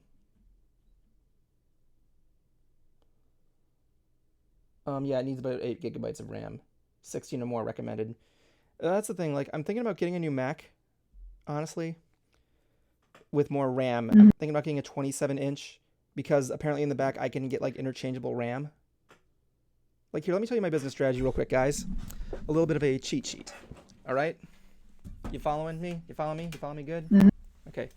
So, like, I'm thinking about getting a better Mac using some of the money I got from the project I'm doing with my dad. And I could get more RAM for it, but but that would cost me more money. So I could just, Jablonski, I think your cat needs you. He does this all the time. He's like, notice me, notice me, Really, notice me, it's so cute. So anyway, like what I'm gonna do, I You actually guys hear him purring, don't you? Almost. no. Not really. I don't. Yeah, and Cruiser knows crying when he hears one from cats. No, crying, purring. Anyway, you'd have to bring the mic closer to hear it purring. Anyway, so what I'm gonna do is, thanks to the help of Carrie Mean's wife, Leah, she actually helped me with some of my cleaning on my Mac, and she recommended some of the stuff with my Adobe programs, and that she got me some good links to some good RAM, so I can get like upgrade it to like 64 gigabytes of RAM like easily, without taking it to a Mac store. Heck, on Apple they actually have a tutorial guide about how to do it. It's really cool. It's funny because like I thought, can I upgrade my current computer with more RAM? But no, I go on how to upgrade RAM on a Mac computer, and my Mac computer is like a late 2015 model. And at the bottom there's like an asterisk saying any Mac that's from 2015 or later cannot have their RAM upgraded. This is my face when I see it. That's nice. So yeah. I mean, Cruiser, you're still sticking with the MacBook Pro, right? Yeah, I still have mine. That's cool. You ever thought about upgrading? What about it? Not yet, at least. You should save some money. Get some good stuff. I give you my current one, but I can't because I'm giving it to my parents because they need a new computer. Well, I really, if anything, need to save so I can move to Orlando at some point. Yeah, what are you gonna do? Just make sure your Mac batteries are good. Did I ever tell you the story about how? Yeah, because when I had my old MacBook, it almost exploded. MacBook also. What did you say? I think I remember you saying something about that. Oh my god, did I ever tell you guys that story about my old MacBook Pro? About what happened to it? Right, I couldn't understand a single word you said. Microphone. I don't think I've heard that one before. Blonsky, I told you the story when my MacBook almost burnt down my house and exploded. I think so, yeah. Okay, I'm gonna tell this for the viewers. Okay, so I had a MacBook Pro, simple stuff, and in the MacBook Pro, there's all these bells and whistles. So when I got my iMac, I started using it less and less unless I was mobile. But the thing was, when you put it on your lap, it started getting hot at the bottom and everything, collecting moisture and everything like that. And the thing was, the bottom was popping off. And I'm like, that's weird. So I start using it more and more, and then it starts shutting off on its own until I bring it to the dude to take a look, And then he said, the next day he said, dude, you might want to come over here. I got to talk to you. And like, apparently that's never a good sign. Yeah. Like, I didn't care. I had an iMac. Like, I didn't care if it was, because I barely used it. So when I was there, he's like, look, I'm going to be honest with you. Fixing this is going to be very expensive. And the problem why it was popping up the bottom was your battery. And I'm just going to level on you here. If you were to have used that MacBook one more time, your house would have caught on fire. And he's like, I'm like, excuse me. I'm like, yeah, we had... The guy next to him is like, wait, he's the guy with the... Yeah, we had to remove that and take that thing out back. Like, the battery was like the size of like a softball. He showed me a picture of it online. I'm like, oh my god. Like, there was melting chunks. It was like freaking... You ever seen those pictures of like the corrosion, how they foam out and they like drag down like out of an electronic, like it gets cracked. Yeah. Like the corroded comes out as like this giant leech creature that looks like a metal leech coming out. You know what I'm talking about, right? Mm-hmm. It was like that. Computer cleaner, like he has like a whole montage. He's on TikTok, so he does this whole series of he cleans the inside of computers and like desktops and laptops and sorts of things, and tablets, I think, but just so dusty, and like people smoking in the same room as their computers just causes a whole bunch of dust and crud buildup. Yeah, it's like all that. Like, which is like oddly satisfying, but also so gross. Yeah, it's like crazy. But like moisture was in the hard drive. He's like, yeah, this thing's probably only gonna last you like 6 months if you use it. So I'm like, okay, I'll just get the hard drive and just can it. Let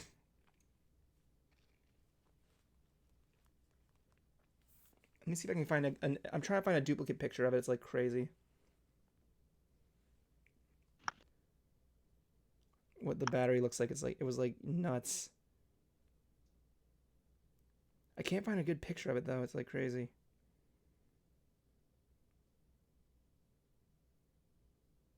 Twitter about my costume from last year where I dressed up as a cheetah, and I said for the caption, "Looks like I've been spotted."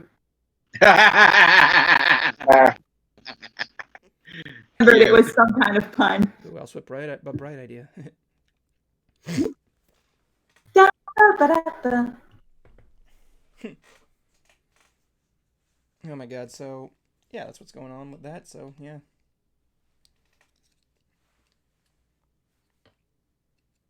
Anyway. Okay, so what are everyone's plans for Thanksgiving? Work. nothing. Yeah, that sounds about right. Well, no, actually, I got family. Like, be thankful for what we do have and not think about what we're missing. But I still miss cons. I know what you're saying, man. I know what you're saying at all times. But like the thing is that like, I have to work on that day, but I'm probably gonna have Thanksgiving on like Saturday afterwards. I'll be working more than likely, at least. But hey, it's time and a half. What can I say? I know, right? That's why I have to work. It's like crazy like that. And they're barely giving me enough hours as Yeah. well, so yeah. Traditional Black Friday, are they? Can you?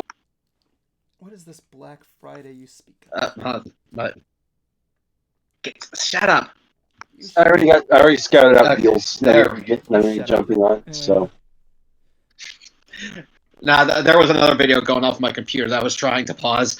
Anyway, No, what? No, enlighten us. What video was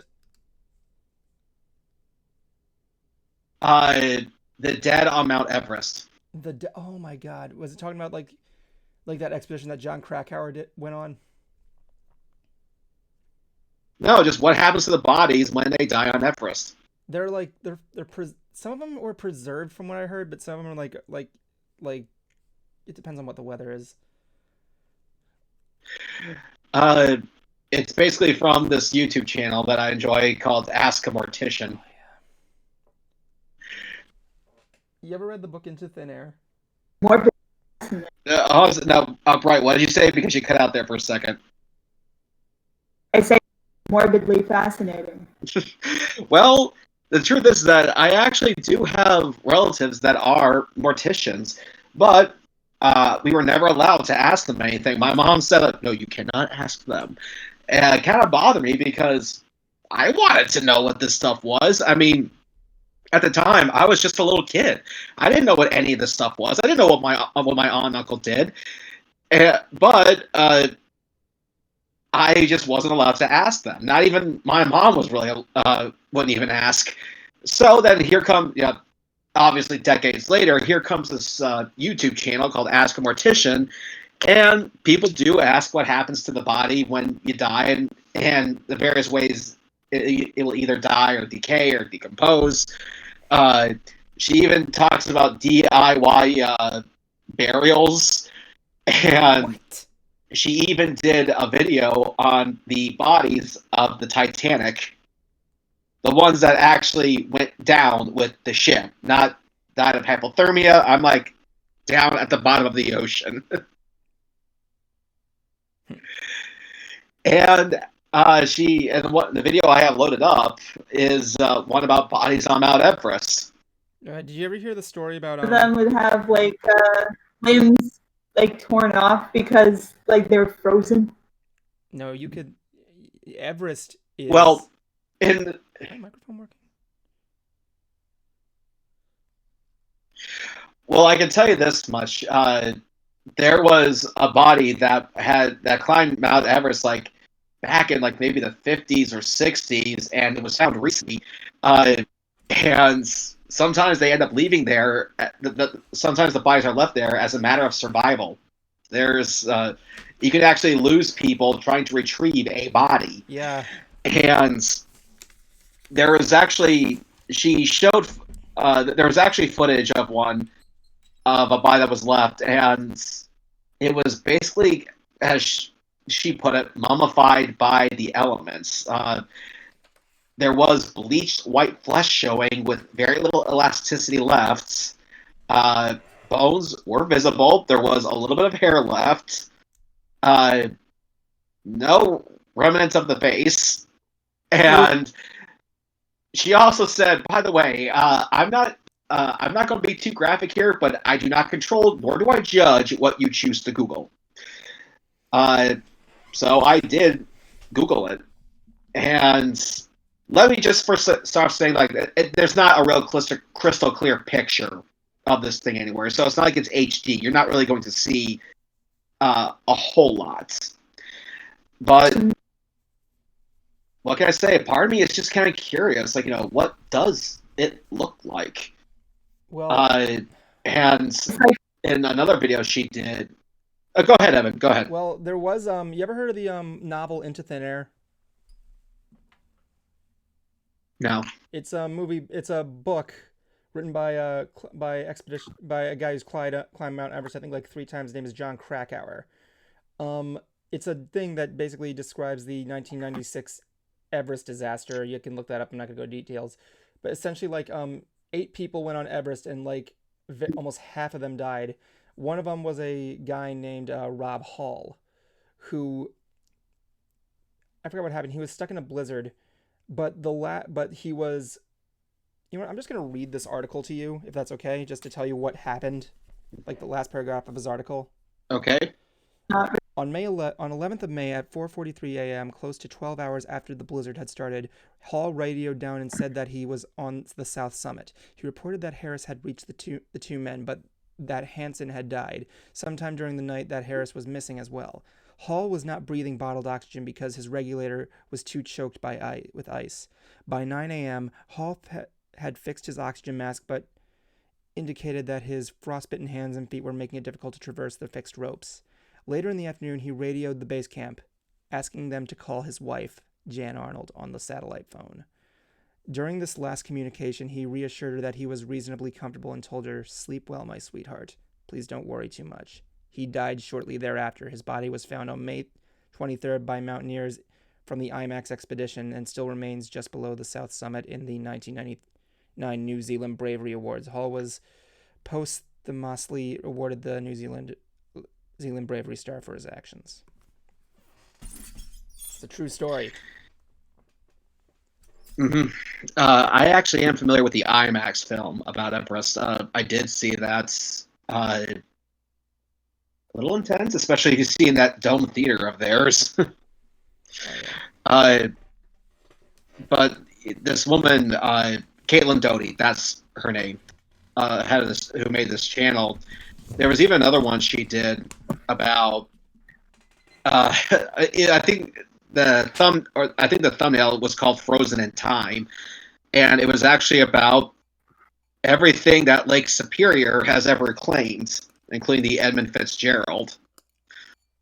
That was actually considered that ship was considered the Titanic of the Great Lake, and yeah, and someone.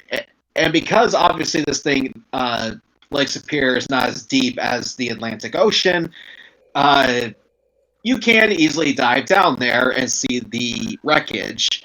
Right. And someone actually did capture a body on footage. Oh, wow. What was it? Yeah. Called? Now, Wait, here's the thing, though. What was it called? Okay, well, the name of the body was dubbed Old Whitey. The name of the ship was called, I believe, the Edmund Fitzgerald. It's either that or the Kamloops. The body was found on one of those ships. I think it's the Edmund Fitzgerald. Yeah, and according to Caitlin, decomposition goes at a snail's pace when temperatures are below freezing. So not much decomposition happens when the body is at the bottom of the sea or in the bottom of that lake. And the body you only really saw from the knee down. You didn't see anything else. They did not capture actual footage of the whole body or the person's face. Was there a shot of his hand? What? That I don't know. I don't recall seeing that. But however, the citizens the relatives of the people who died on the Edmund Fitzgerald are trying to turn it into a grave site, and if you try to pass over that, you will be fined. Yikes. Supposedly, you can dive down there. However, it is going to require some kind of permit from the government. Oh yeah, definitely. And that's why they don't want people to drive over it, because people will get hurt if they're diving. You mean go drive over the lake? You mean? Yeah, like you said, they would be fine if they drove over it, right? Oh no, if they were to dive down to it. I thought you said drive. I think I said dive. Now there might be talk of them putting out some sort of alarm buoys along the site, but I don't know if those have been put up yet, or if those are going to, because I believe part of the wreckage is also on Canadian waters as well. So you gotta try to get that part of Canada to agree to it as well. Oh yeah, definitely. And there was a musical artist named Gordon Lightfoot who actually wrote a song about it, and it was just called, I think it was called Lake Superior Never Gives Up Her Dead. Yeah. Yeah. And again, it's a nice song. It is, not gonna lie. But one thing that apparently you can do in that area of the Great Lakes is you can actually take a canoe tour of some of the other wreckages. And you can't dive down to them, but from the canoe you can actually look down and you can actually see what's down there. And water's pretty clear. Yeah, at least if it's on a not so rough day. Yeah. But again, part of me just has that morbid curiosity, what does it look like? I know I shouldn't be saying that, but yeah. The body or the... I mean, honestly, I'm just so... all of us seem to have those kind of questions. Yeah, and she occasionally does this segment on her channel called Iconic Corpse, which basically talks about basically an iconic corpse. It's like some corpse that has some notoriety or recognition or fame to it. And there was actually this one of a 7-year-old girl, who was so well preserved that you could look at her and swear she was going to wake up at any given point. And if you look carefully, it actually looks like her eyelids open just a little and then goes back down. Oh, that's sad. But basically, it's just an optical illusion from the light hitting it. And God, you just think it's a 7-year-old girl. She should be you can't help but feel bad. Preserved, how long ago did she die? We are talking Middle Ages. Oh, okay. So wow. Yeah, she was preserved pretty well. There's all these different secret embalming methods that a lot of people do not talk about. They want to, obviously keep those a secret for a reason. And I have to say, they're definitely keeping them more secretive than a magician hides his secrets. But with Caitlyn, what she actually wants for her body when she dies is just to be wrapped in a shroud and just buried in the ground. That's it. They're called natural burials, which is not a bad idea. However, I'm not sure how I feel about someone stumbling upon my corpse centuries down the road. That's how I got mine too. Is just Like put me turning put me in a deep freeze, fucking drape me in a cloth, and bury my happy ass in the ground. I mean, it's definitely. Hello, is my mic working? Yeah. I can hear you now. What were you saying before? Okay. I was saying they have these services where like you like cremate somebody, or like you plant a tree. So like instead of your body just being in the ground, it becomes a tree. Yeah, that I've seen too. Definitely a way to go. Not going to complain. It grows on you. God damn it, Brian.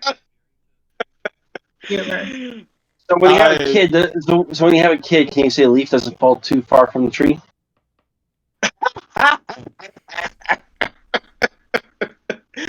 Ladies and gentlemen, I apologize that this got a little morbid, but like I said, It could be worse. It could be dead air. And technically, we are like in the Day of the Dead. Like it's November 1st to the 2nd, so Dia de los Muertos. And Evan, she does have 3 videos on Disney. That's interesting. Oh, the Ask a Mortician. She has 3 videos on Disney. One was this was about the myth of Disney being chronologically frozen, which is not true, people. I'm sorry. You know how I know it sounds like a cool. You know how that rumor started, right?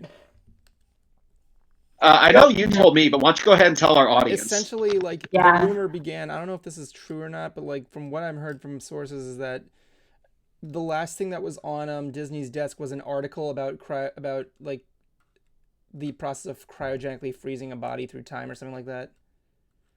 Believe it or not, my dad actually wrote a book about that being a real case, but like it's another story. Anyway, go on. What was the second one? The second one was about people who want their remains scattered at Disney. Sorry, people, not going to happen. Yeah, you're not allowed to do that. And the other... Ghosts, real ghosts at Disney. And the other was just about Disney's fascination with death. Well, everybody has a fascination with death. I mean, anybody who wants to leave a legacy behind. Mm-hmm.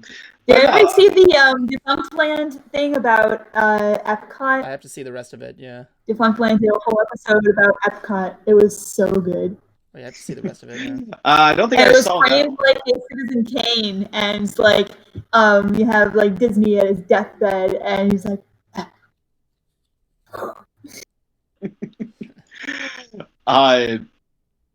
that one I have not seen. I'm trying to think of some of the other things she covered with iconic corpses. She actually has, like, almost everything she does, she tries to turn into a meme somehow, and that's probably why she has over 1 million subs. Like, I would have never guessed that. She actually, in one episode of Iconic Corpse, she talked about this really botched preservation of this guy named Bentham. I can't remember what his first name was. But basically, they tried to preserve his head or his body. It failed miserably. And whenever she says Bentham's head, there's this tiny little picture that pops out from the corner. And you hear this voice go, Bentham's head. And it just scrolls away. And she turned that into a meme for her channel. Aww. Or like for her show Iconic Corpse, she always goes, and that's why Bentham is Iconic Corpse. She does play on the dad jokes, some of the mom jokes, and it actually makes it an okay place to talk about death and what happens to human remains. Like she does not put on like the whole Wednesday Morticia Addams thing. Although she does have black hair and really killer bangs. I will admit that. She does have good bangs. Nice.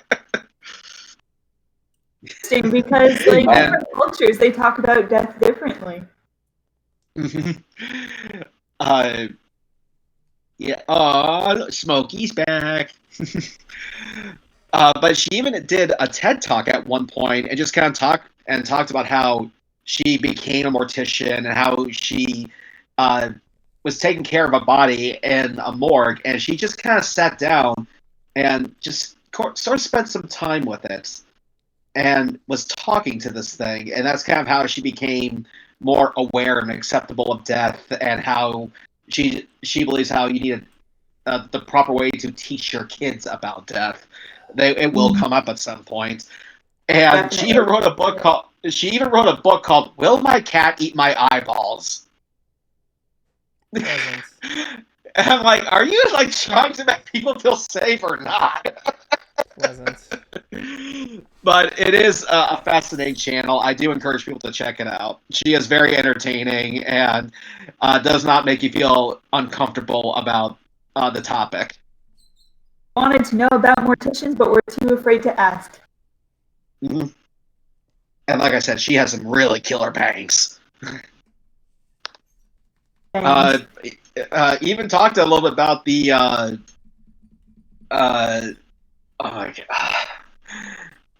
the bombing in Honolulu, Hawaii, when World War II started. She's actually from there. She's from Honolulu. Oh wow! And yeah, and she said when you're a little girl on Hawaii, that's what you do for a field trip. You visit that ship. And she's like, are they? When she said she was a little girl, she's like, are they still down there? So, but yeah, very entertaining video, series and channel. Wow, very interesting.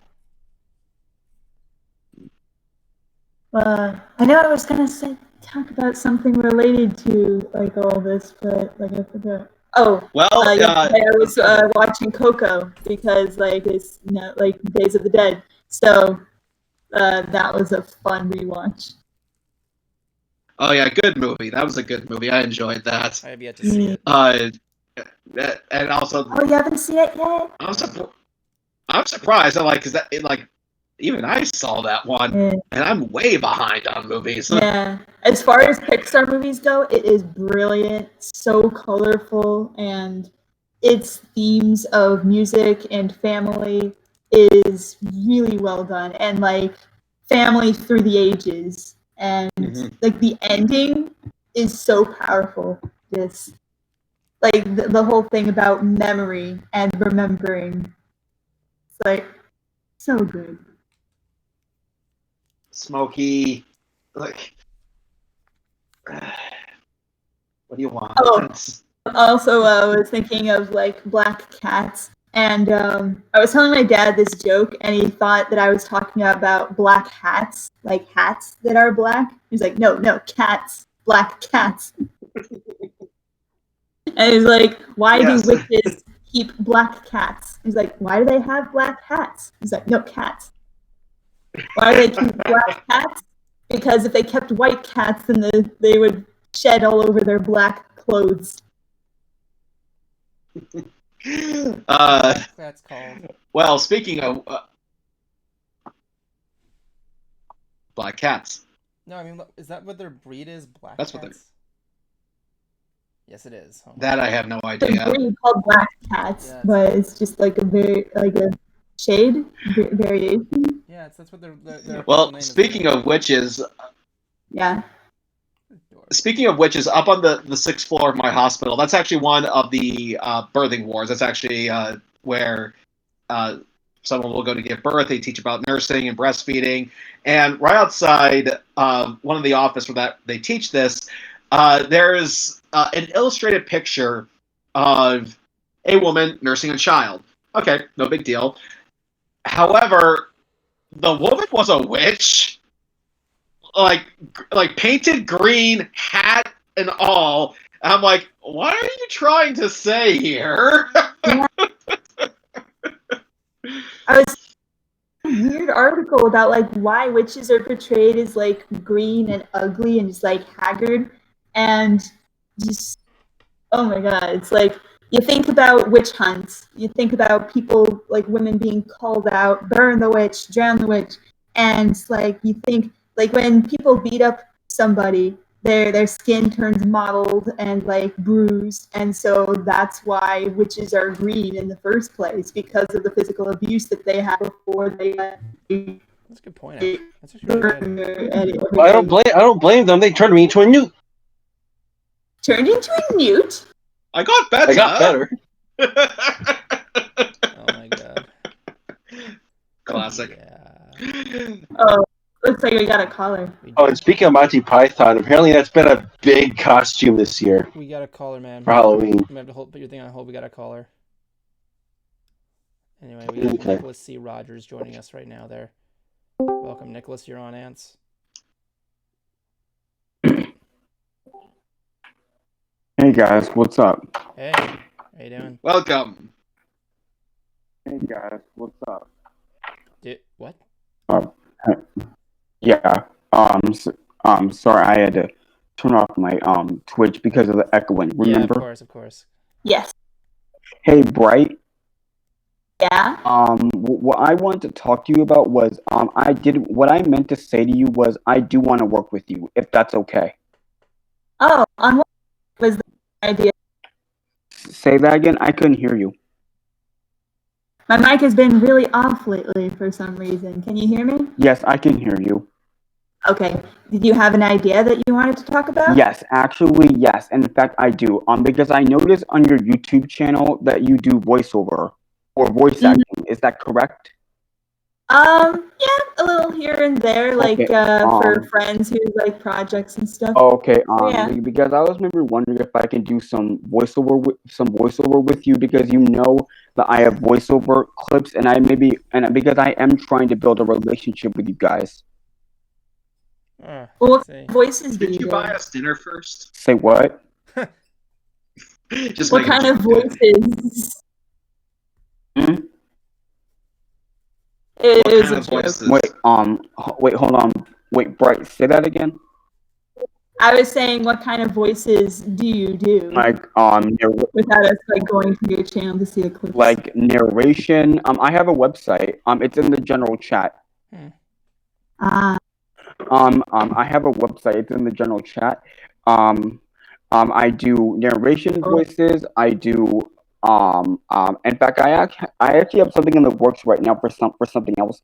But and I told Evan that. But so yeah. I do narration voices. I do whatever voice you need me to do. Like if you give me some direction, that would be great.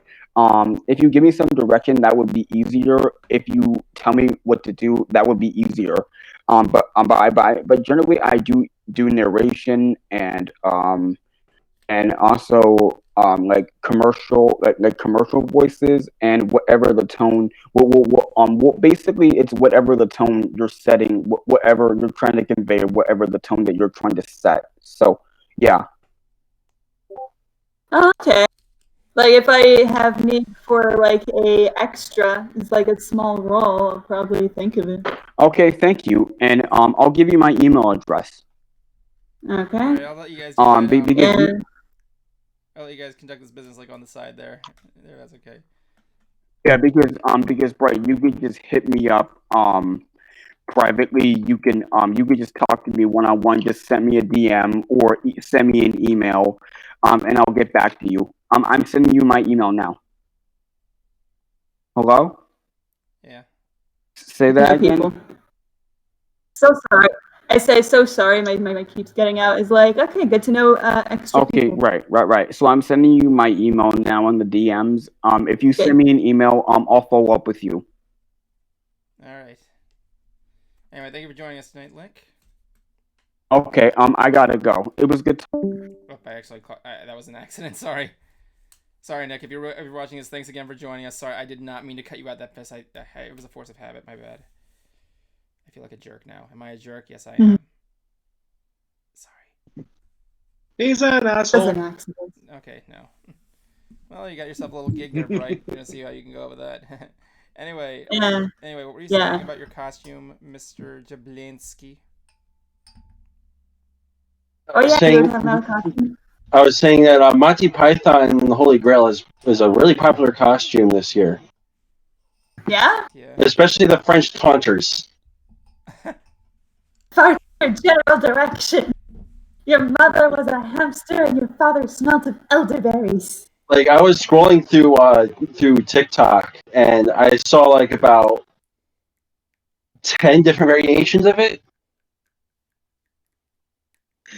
I actually social distancing. And like one King Arthur with Patsy. Someone actually posted a video on a photo on Facebook of the Black Knight, but all of his limbs are off and scattered on a lawn. Yeah. There's one I saw of the guy. The only thing that would have made No, go on. Oh. the only thing that would have made that better is if he had some sort of like speaker coming from the helmet, going, "What are you? Get over here! I'll bite your kneecaps off," just so he can taunt at every passerby. Like I remember seeing these guys in Russia that did like the monks. They were just parading through the town on Halloween, just doing the thing. They just hit themselves once in a while. They're trying their hardest not to laugh. So they're going around the town all night on Halloween just doing that. They like go into a subway. Oh, that's fun. Oh no! What about a person with a wheelbarrow who's like, "Bring out your dad"? And I remember what the last. We were actually like a couple of friends of mine and I were actually planning on doing something like that. Oh my god, we gotta do that sometime, man. Just come out saying, "Bring out your dead." Yeah, and during a convention. Okay, who's ever played Skyrim? I've never played it. Okay, familiar with the guards at least. No. They've been memed to hell and back. Basically my friends and I would go around a convention or a Renaissance festival dressed as the Skyrim guards. Like, oh, did someone take your sweet roll? And of course, the obvious, stop right there, criminal scum. You violated the law. I remember the last MegaCon we went to, someone was actually doing a Holy Grail cosplay of the knight galloping and some of the coconuts right behind him clacking him as he galloped. Yeah, that's classic. That's classic shit. Yeah. Oh, speaking of which, I remember seeing on Twitter, Mad Munchkin posted a series of photos of like Halloween through the ages, and one of them, she dressed as the killer rabbit and the cave scene. He's like, "It's just a rabbit." He's like, "No, it's just any rabbit. That's a killer." And he's like, I got it. And she said, like, people who like saw me thought I was like like a zombie rabbit or something. Like the one person who got it right, I bought them a drink. Is she still in Scotland? Yeah, she's still in Scotland. Yeah, she did. Unfortunately, she has a new channel called what's it called, Mary and Me or something like that. Mary Maddie. She had her channel she had her channel hacked, and it's like her channel went missing for a few days. When was this? Yeah, because it got hacked. Let me see. It was like a while ago, but like Team YouTube helped bring it back. But for a while, like you would search Mad Munchkin and her channel wasn't there. Just the collabs that she's done on other people's channels. Yikes.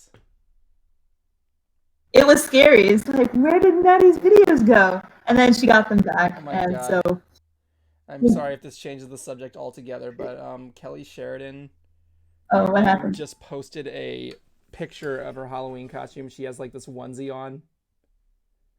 And she looks fucking hilarious. So What's the onesie? This is it. I don't know what this is. She looks adorable. It looks like a dragon. I don't know.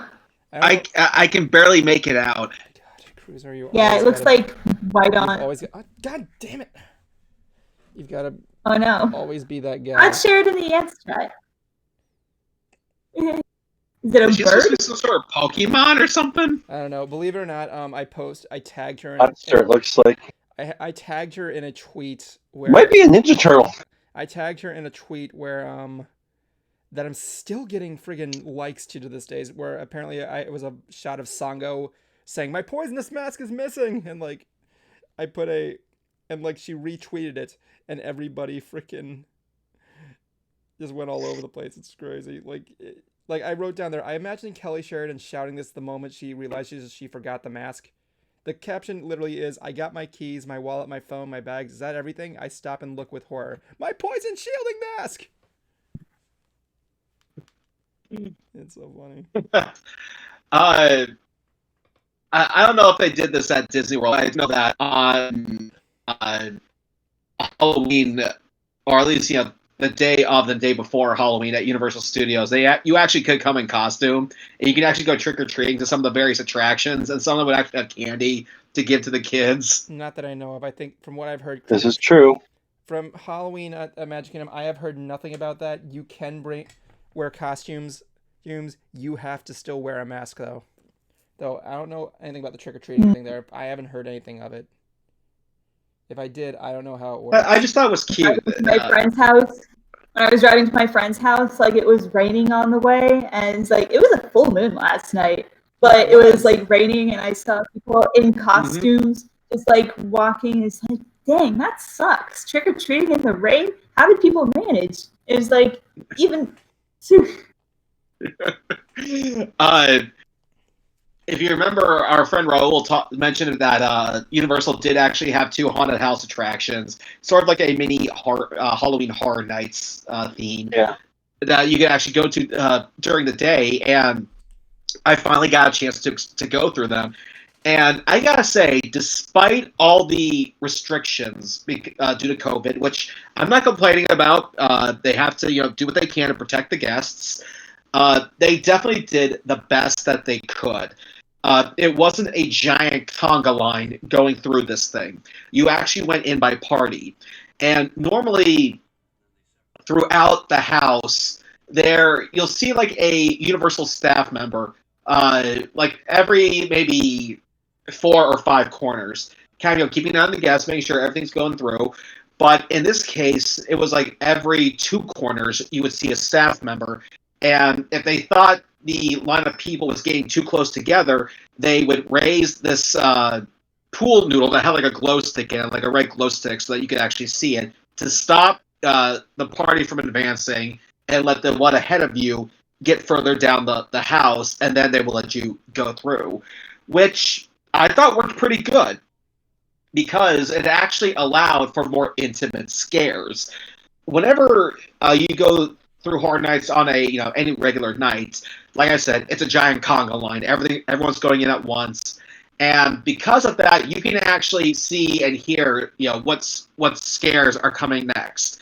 But with this one, you never really knew, and there was definitely moments where they got me because there's, in my opinion, there's like 3 or 4 different types of reactions you can get for a haunted house attraction. There's a quick take, just a quick jolt from the head. There's the let's see, the jumper, where you kind of just where they jump back extremely hard to do, is frozen solid, like.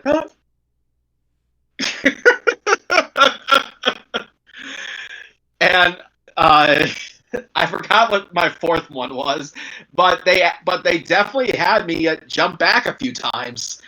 All the props and the actors were behind clear, see-through curtains that were like maybe a little bit thicker than a shower curtain, and so they were definitely protected. You were protected. There was also very little smoke because mist, obviously, and one was actually based on the Tooth Fairy, which I actually thought was pretty good. That was actually my favorite out of the 2, because the other one, Dentist Tooth Fairy. well, I thought that was just different because the other one was Bride of Frankenstein. Now, no disrespect to the character, but we've seen that. But in a psychotic Tooth Fairy, that's different. And the props and the sets were just as elaborate. They still had mega loud screams coming from the speakers. The sets were great. So despite all the restrictions, they definitely did the best they could. And if this is what they have to do again next year, again with keeping things separate and distant, then I definitely say take the chance, because you may never get a chance to experience horror nights like this again. Very So I just say overall good experience. Quite, actually. I was pleasantly surprised. Hey, Evan. Hmm? It's that time again. Is it now? Okay, fine. The witch fatality!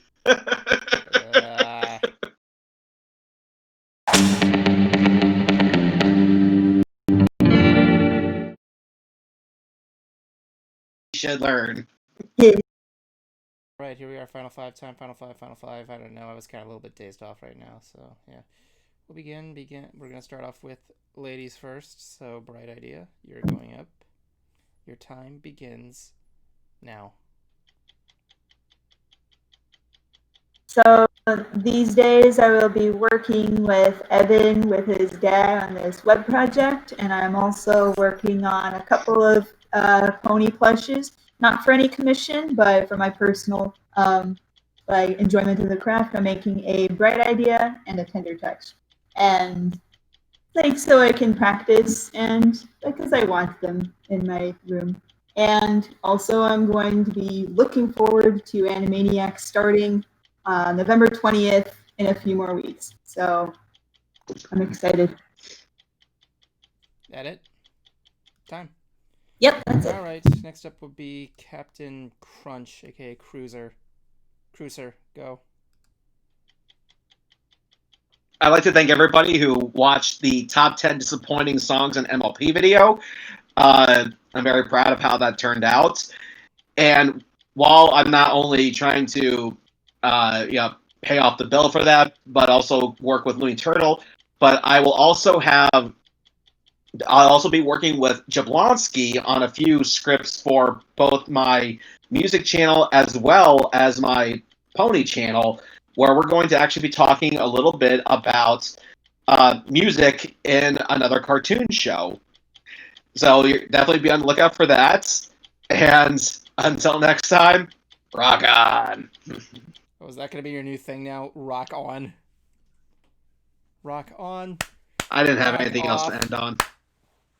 Anyway, The rocker. that should be a band name, Rock Off. All right, Jablonski, go. All right. Other than what Chris just said, we are collabing on a few things. I'm not doing much outside of schoolwork, and I just recently submitted an article for December. I'm skipping November for my articles because of school, and also I'm gonna cut the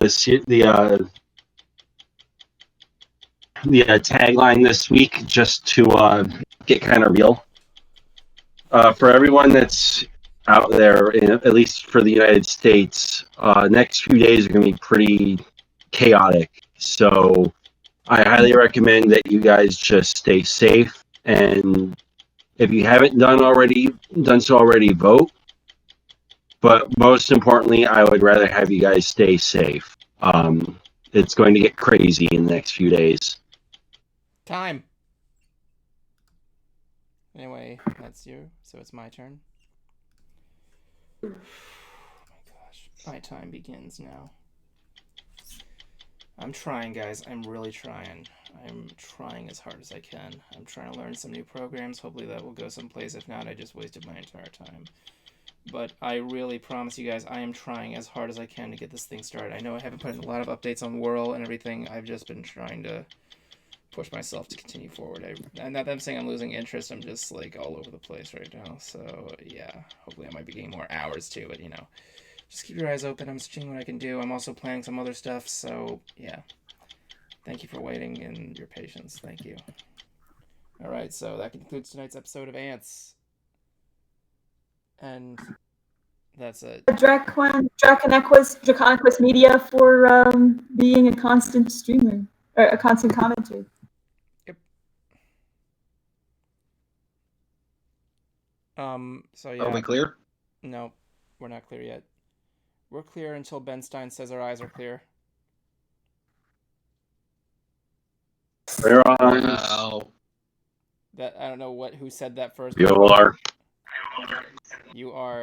You are the guy who does the stuff with the Ben Stein impressions.